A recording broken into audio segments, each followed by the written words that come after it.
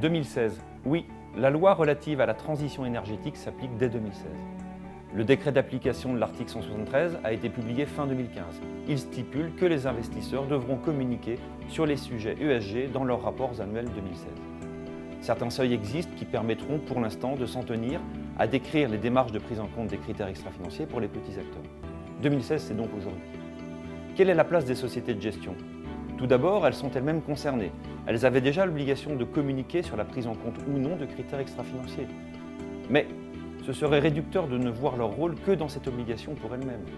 Effectivement, dès lors que les sociétés de gestion s'inscrivent dans une démarche d'accompagnement, dans une démarche de gestion globale, de sur-mesure, toute société de gestion qui se veut partenaire de gestion des sociétés institutionnelles doit s'investir dans tout ce qui a trait à ses clients. Les préoccupations en matière d'extra-financier rejoignent donc tout naturellement les préoccupations réglementaires, les préoccupations de rendement, les préoccupations de coût en SCR. Et Egamo dans tout cela. Parler de ESG chez Egamo, c'est d'abord rappeler l'historique de notre engagement en matière extra-financière.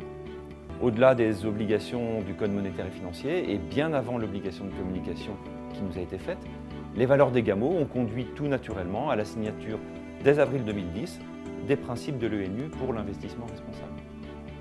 Les critères extra-financiers sont mis en œuvre dans tous les actes de gestion, dans tous les portefeuilles. Cela déplace l'application dans une simple gamme de produits ISR.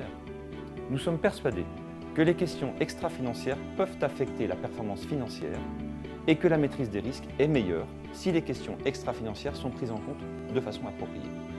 Ainsi, que ce soit en matière de sélection d'émetteurs pour des titres vifs, obligataires, actions, ou bien encore en matière de sélection d'OPC dans le cadre de la pratique de multigestion en architecture ouverte, ce sont bien 100% des investissements pratiqués par Egamo qui sont concernés par la mise en œuvre de critères extra-financiers. Mais il faut rappeler qu'Egamo s'inscrit dans une démarche de gestion globale, de sur-mesure. Ainsi, notre rôle auprès de nos clients et de nos prospects est à 3 niveaux.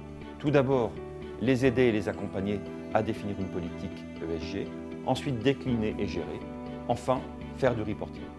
Nos outils et nos bases de données en matière de suivi extra-financier, qui tout d'abord ont été utilisés pour nous-mêmes, sont donc maintenant à la disposition de nos clients.